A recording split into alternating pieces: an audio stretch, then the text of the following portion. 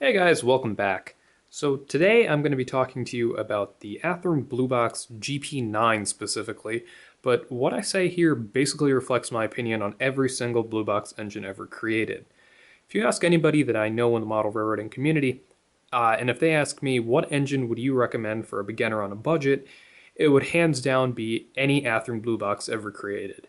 In a second, I'll show you the drive mechanism of these guys, but they are so good that Proto 1000 used the exact same drive mechanism, be it with a different motor, and in my opinion, worse plastic gears for their newer engines.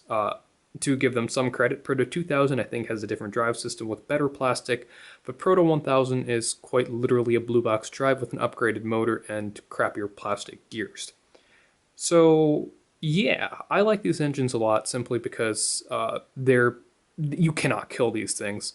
I have pulled out blue box engines from piles of junk. I'll show you one of those in a couple minutes.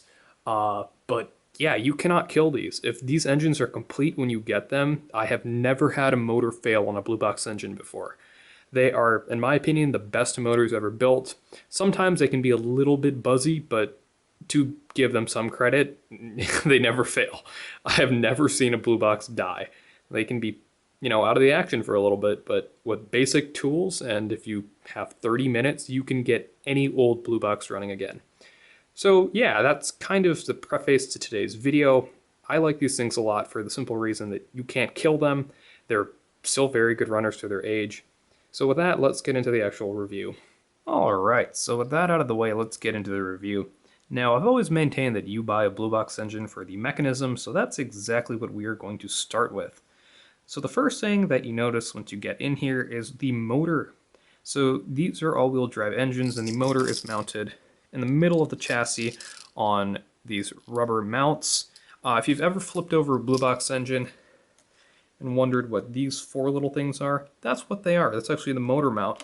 So for whatever reason, if you ever need to get your motor out of there, please do not just yank directly upwards on it. You want to take a screwdriver, push these four little pins out, then your motor should come out pretty easily. The main problem that I've seen if you buy a really old blue box that has been thrown in a bin really roughly, that mount probably will have disintegrated. You can get screw-on mounts which work really well for really cheap off eBay, or alternatively you can build your own and hot glue it. I've done that for one junk blue box chassis that I found. Works pretty well. These are pretty resilient and they're designed very well. That's probably the only weak point of it. Up next you see these two massive flywheels. So you can tell the difference in age in these blue box chassis by looking at the color of the flywheel. So if it's brass colored, like these two chassis here, which are relatively newer GP9s, versus something like this old super geared Athearn F7, which I might show a little bit later, the main difference is going to be the color of your flywheel. This is just some hunk of some kind of metal, I'm not exactly sure what, but yeah, that's going to be your main visual difference to differentiate whether it's an older chassis like this guy or it's a newer chassis like this guy. Now, the other major cosmetic differences between an older versus newer chassis is the motor. Athearn upgraded their motors from these slightly rounder looking things to a more boxy motor. In terms of performance, I don't really see a whole lot of improvement with these. They both run equally well, although probably whatever advantages are given by this motor is neutralized by the fact that both of them have massive flywheels. The flywheels give you some very excellent roll-off ability if you desire to do that, and for a late 1950s, I believe Blue Box came in 1958, it's incredibly smooth. It surprises me every time. Now, power is driven from the motor via these two U-joints right here and here into two separate gearboxes. Now, a common problem if it's been sitting for many years is that the little bearings inside of here may get seized. So if that's the case, this little plastic piece on here, which actually holds the truck frame to the frame itself, this can pop off, so just take that off very carefully. You'll be able to slide the entire truck out. There'll be an extra clip right above this part take that off and you'll be inside the truck. It's very easy to service these if you probably have, 20 to 30 minutes, a napkin and some IPA and a screwdriver. That's all you're going to need. Absolutely love how easy these are to service. Now, I will say probably another downside that some people have mentioned with these Blue Box engines is that they have steel wheels. Now, these steel wheels tend to get some pitting if they're especially old, like, again, this super geared chassis here, and they tend to get dirty a little bit quicker than newer wheels do. If you really want to replace them, you can buy proto axles and use those wheels with the Blue Box pickups. I've heard of some people doing it. I've never done that myself, so please don't quote me on that as truth. But that's really not that big of a deal. If you keep them clean enough, the flywheel should turn out any dead spots, and you won't even notice if it cuts out for a little bit. So yeah, that's about it on the mechanism. Now let's take a look at the shell itself of the Gp-9. Now a little bit earlier I spoke about a $2 junk Athearn Blue Box Jeep that I pulled out of a bin. If you can't tell by the deplorable condition of this shell, that is this thing here. This was at one point a very good looking GP30 in the Line paint, but as you can tell, the Line herald is completely off of one side, and it looks like it has a plastic surgery gone wrong on the nose. Now, if we remove the shell, which is loose because the clips have been sheared off, you see the mechanism. This took a little bit of work, and I spoke earlier about the bearings sometimes getting stuck. That's exactly what happened to this engine.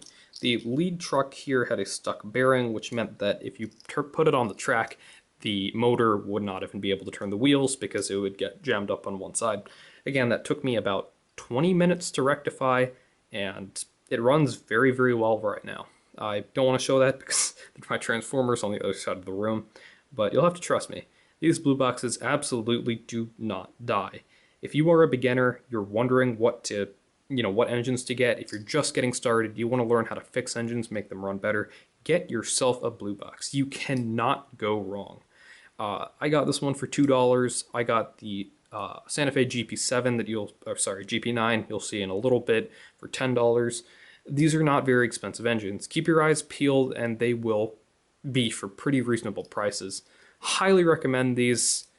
And yeah, let's get into the shell detail now. Right, so here we have it. So I will be taking a look at the Santa Fe GP9 for this review.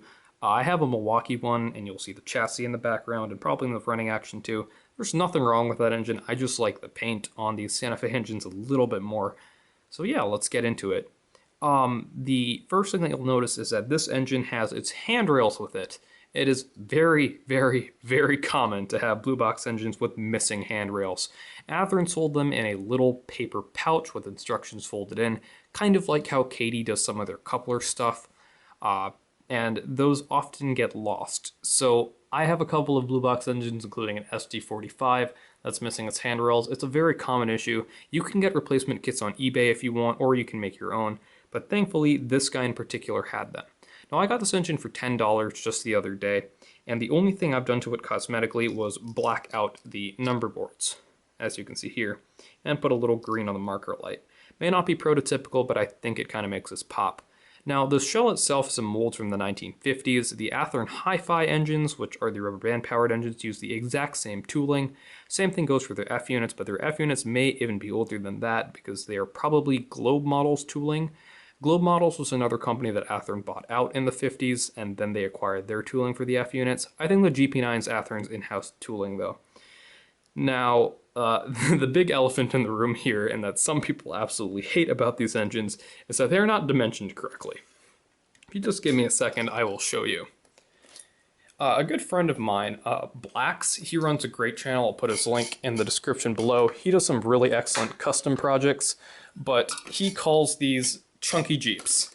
So if you look to your left here, you see a wonderful Atlas Classics GP7.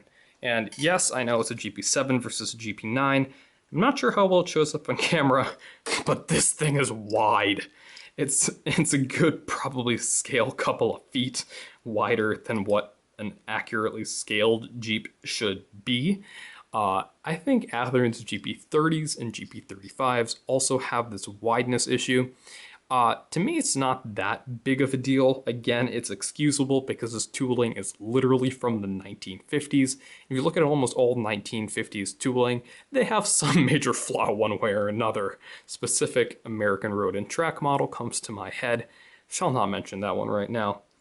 Again, this is a GP7, so some of the other detail stuff, all of the roof vents, this radiator fan here, that's going to be different, but the width should be comparable, and it is not. If you like doing detailing stuff with older engines, you may want to avoid these blue box engines, because if you want to make this scale width, you have some cutting to do. It's probably possible to take something like a Proto 1000 GP7 or GP9 shell and probably make it fit on a blue box chassis, but at that point, it's a Proto shell, so you might as well just get a Proto chassis to go with it. Other than that, that's a major fallacy of these wide Jeeps, but other than that, it's basic 1950s tooling. If we bring it forward a little bit, we got a lot of molded in detail here. Got a bunch of vents and fans. This guy is missing one of the horns on the top of the engine. It's also, again, a very common problem. If you've been in the hobby, you know that almost every used diesel that you buy is going to be missing the horns. Other than that, the paint on these is usually pretty good. On some engines, like the Milwaukee Road paints, they're a little bit sloppier on the edges, but this one looks to be pretty darn good. The other thing I did is I blackened out the handrails. They usually come this shiny silver. Some people like that, some people don't. It's really up to the user. It's really easy to black out. Just take a Sharpie, go alongside it. It comes out looking pretty good. There's actually a surprising amount of underframe detail, again, for being such an old model and tooling. To my knowledge, the truck covers they use on the GP7s is the same that they use on the F units. Again, if you are a rivet counter or like some detail in your diesel engines, don't get a blue box expecting it to be like a new engine. It just isn't going to be. You end up buying these through the mechanism. If you want a newer Jeep that looks really good, Proto has a couple of offerings, as well as a bunch of other manufacturers. Walthers has a couple, but my pick for a new Jeep would be an Atlas. I absolutely love the Atlases, especially the Atlas Classics. In my opinion, they're the modern blue box equivalent. They're relatively affordable, except they're way, way better detailed. So yeah, that's about it for the shell. If you keep in mind that this is from the 1950s, it's really excusable for some of the inaccuracies and all of the molded in stuff. It would be a good detailing project, but keep in mind there's not going to be a whole lot you can do about the wideness. And before we cut to some running action, I just want to give some of my final thoughts. If you find one of these engines anywhere from, $10 to $30, you can't go wrong with picking them up. Even by today's standards, they run pretty good. So you can see they struggle a little bit on the crawl, but that may just be this particular chassis. They run really well. They look pretty good, at least in my opinion. Yes, I'm sorry, Blax. You'll probably hate me for saying that. But there you have it. These are the Blue Box GP9s. Well, let me know. Would you guys like to see more Blue Box stuff? I can talk about this stuff for literal hours. So if anybody has an interest in this, please leave it in the comments below. Please buy these engines, save them from the parts bin, as many of them are thrown into.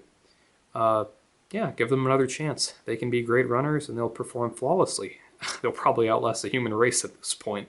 They've already been around for a solid 60 years, some of them. So yeah, with that, I want to thank you guys so much for watching, and let's cut to some running action.